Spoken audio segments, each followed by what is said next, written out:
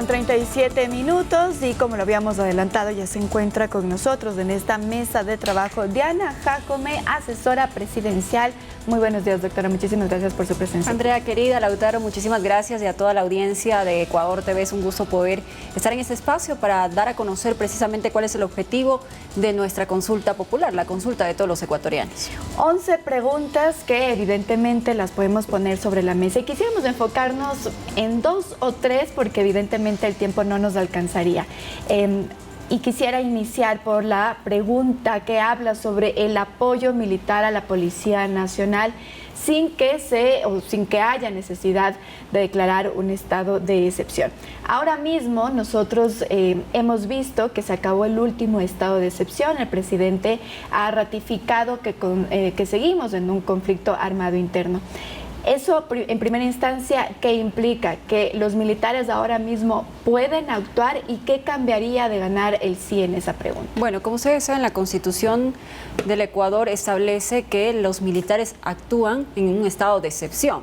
Ya se acabó el estado de excepción, pero se mantiene el conflicto interno que tenemos, y es importante la pregunta que se establece en esta consulta popular para que las Fuerzas Armadas y la Policía Nacional tengan ese trabajo complementario que ha tenido éxito, que ha sido positivo para nuestro país. Es importante la reforma parcial. La pregunta inicial con la que arranca esta consulta popular precisamente nace de la Asamblea y ha sido propicio precisamente para que el presidente de la República pues envíe también otro paquete de preguntas que ya fueron aprobadas y pasaron por el control constitucional de la Corte Constitucional, precisamente, que es el ente encargado de analizar la constitucionalidad de las preguntas.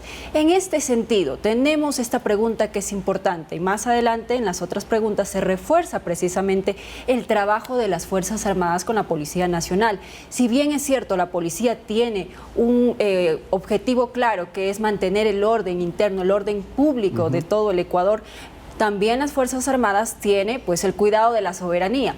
Pero cuán importante es la unión de estas dos fuerzas en el trabajo conjunto, en ese trabajo organizado que han tenido en los últimos meses. Ustedes saben, revueltas en las cárceles, inmediatamente el control por parte de las Fuerzas Armadas y la Policía Nacional. El control en las vías es necesario, el control en las carreteras, el control en todo el país. ¿Qué ha sucedido? A veces pues veíamos las revueltas en los centros de rehabilitación social que duraban semanas, y esto no puede continuar. Ustedes ya han visto un buen resultado que existe, y yo creo que la ciudadanía es consciente y tiene la respuesta de cómo votar el 21 de abril en esta pregunta que es tan necesaria. Trabajo complementario entre Policía Nacional y Fuerzas Armadas. Para tenerlo claro, doctora, a ver, mucha gente dice que los militares deben seguir en las cárceles.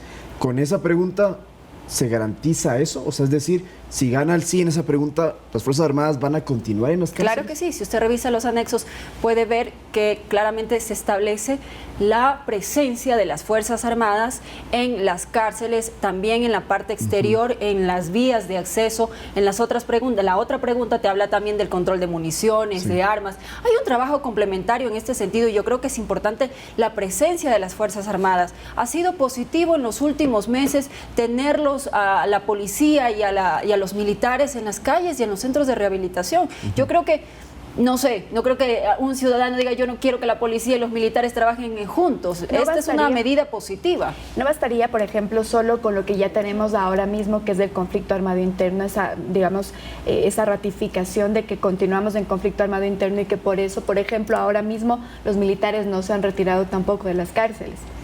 Bueno, tienen que tomar en cuenta que esto tiene un límite, que habrá un momento en que el presidente, pues, o ya de facto se termine este estado de conflicto interno no internacional. Y eso va a ser importante porque la consulta precisamente lo que quiere es que el soberano pues se pronuncie y diga estoy de acuerdo con esto, pues voy a votar de la forma que considere. Entonces yo creo que aquí es importante lo que también nos establece la Constitución. Cuando hay esos candados constitucionales, cuando hay esas limitantes dentro de nuestra norma suprema y de nuestra normativa, las leyes, hay que hacer cambios. ¿Y quién puede hacerlo? A través de una consulta popular. Es el ciudadano quien tiene que expresarse a través de este sistema democrático que es el voto, donde usted podrá decidir qué cambios desea que se haga en nuestra Constitución y en nuestra ley, y que por supuesto el presidente puede ejecutarlos y la Asamblea también. Pero ¿quién va a determinar cuáles son las funciones que va a cumplir, en este caso, las Fuerzas Armadas cuando ya trabajen coordinadamente con la policía?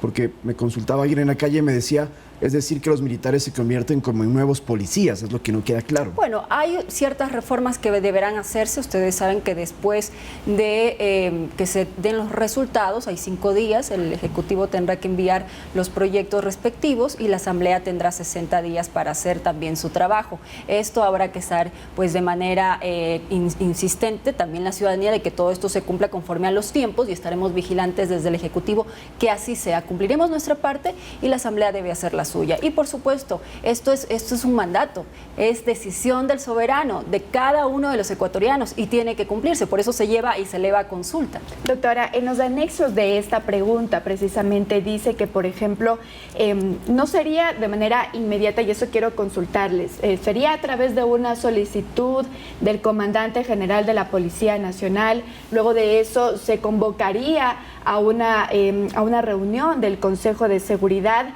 y tras eso se debería incluso nuevamente decretar, digamos, y valga la redundancia, bajo decreto del presidente de la República. Bueno, eso establece... Es decir, hay un proceso, ¿es verdad? A ver, la primera pregunta, como les mencioné y reitero, es enviada por la Asamblea Nacional como reforma parcial. En efecto, en sus anexos establece lo que usted menciona.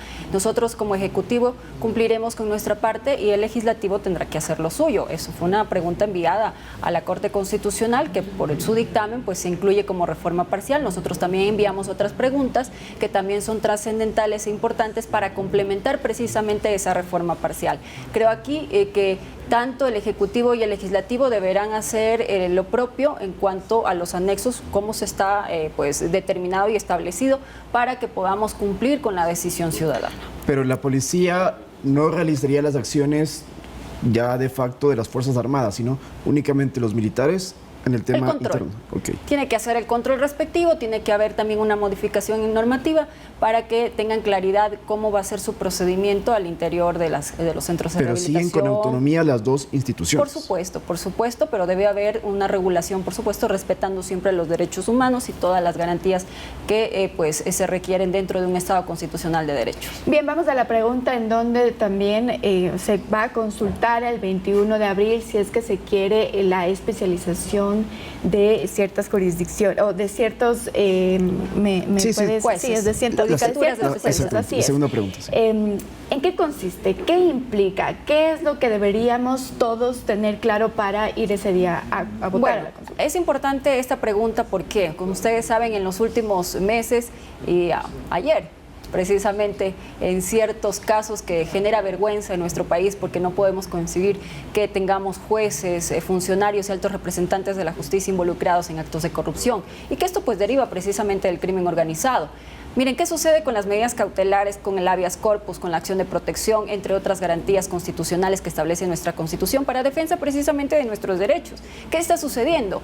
Ha existido un mal uso de estas garantías para solapar la impunidad y esto no puede seguir sucediendo. Como ustedes saben, pues varios ciudadanos que es de conocimiento público obtuvieron su libertad a través de habeas corpus, medidas cautelares ilegítimas. Son garantías que ustedes saben involucrados jueces que han sido pagados por el narcotráfico, por el crimen organizado y eso no vamos a permitir. Esta pregunta lo que establece, quiero nada más hacerlo didáctico, ¿qué pasa en el momento? Si yo hoy presento una garantía constitucional, llámese habeas corpus, acción de protección, todos los jueces de nuestro país se convierten en jueces constitucionales, el juez penal, el juez administrativo, civil, etcétera. ¿Qué es lo que plantea? Que solamente existan jueces constitucionales especializados en la materia que se dediquen a conocer exclusivamente esa acción de protección, ese habeas corpus, esa medida cautelar y no tengan que estar compartiendo entre la materia que se especializó o la que está tratando a otra materia constitucional. Eso, lo que pretende esta pregunta es que existan jueces especializados, tanto en primera como segunda instancia, que existan estas unidades, estas judicaturas, para que se dediquen exclusivamente a tratar estas materias y no tengamos mañana un juez de Yaguachi, lo que dice Andrea, o en cualquier otro lugar escondido del país y se está tratando una acción de protección, un habeas corpus y nos llevamos sorpresas como las que ya nos hemos llevado en los últimos meses y en los últimos años. Y de aquí es importante que la ciudadanía, yo siempre invito a todos los ecuatorianos, un domingo en familia, estamos próximos ya a esta consulta popular, reunámonos en familia un domingo, vamos a leer las preguntas. Yo creo que es responsabilidad también de todos los ecuatorianos analizar e ir responsablemente, ir con responsabilidad a ejercer nuestro derecho al voto, porque esto implica el cambio y la seguridad y un futuro distinto para todos los ecuatorianos. No se trata aquí de una figura política, no se trata de una bandera, de un partido, se trata del bienestar y la seguridad de todos los ecuatorianos. Así que hagamos este ejercicio responsable para ir el 21 de abril pues, y ejercer este derecho que puede cambiar el rumbo de todos los ecuatorianos. Pero, doctora, solo para cerrar esta pregunta y despejar cualquier duda, todo ok, estas unidades especializadas para tratar este tipo de temas van a ser nacionales, es decir, un PPL que se encuentra en Machala sí podría ser o presentar su causa con un juez especializado que esté en Quito, por ejemplo. A ver, no. La intención aquí es que las unidades judiciales y que la acción se presente en el lugar donde existe la afectación o el daño o la vulneración de su derecho constitucional. El anexo usted lo tiene y ahí usted, pues precisamente, se hará un análisis con el sistema de justicia para la creación hay un tiempo determinado para la creación de estas unidades, tiene que pasar un concurso precisamente de jueces. Nuevos jueces. Claro, serían nuevos jueces que estén en la capacidad y tengan la formación en derecho constitucional y sean probos, por supuesto, que eso es lo que más quiere la ciudadanía, jueces probos que no estén involucrados en actos de corrupción. Yo creo que esta consulta permitirá precisamente al soberano, a cada uno de los ecuatorianos tomar una decisión importante que permitirá que el Ecuador pues tenga otro rumbo y precisamente nuestro presidente Daniel Noboa ha tomado esta acción para cambiar todo lo que ha venido sucediendo en el Ecuador durante estos últimos años. Decisión importante que tienen los ecuatorianos el 21 de abril. Nos queda corto el tiempo para continuar conversando sobre el tema de la consulta popular. Muchas gracias. A ustedes muchísimas gracias. Son parte importante de este proceso para seguir informando a la ciudadanía. Gracias. Bien, conversábamos con Diana Jacome, ella es asesora presidencial. Cuando volvamos, los goles de Independiente del Valle que sigue con paso firme en la Copa Libertadores, Barcelona.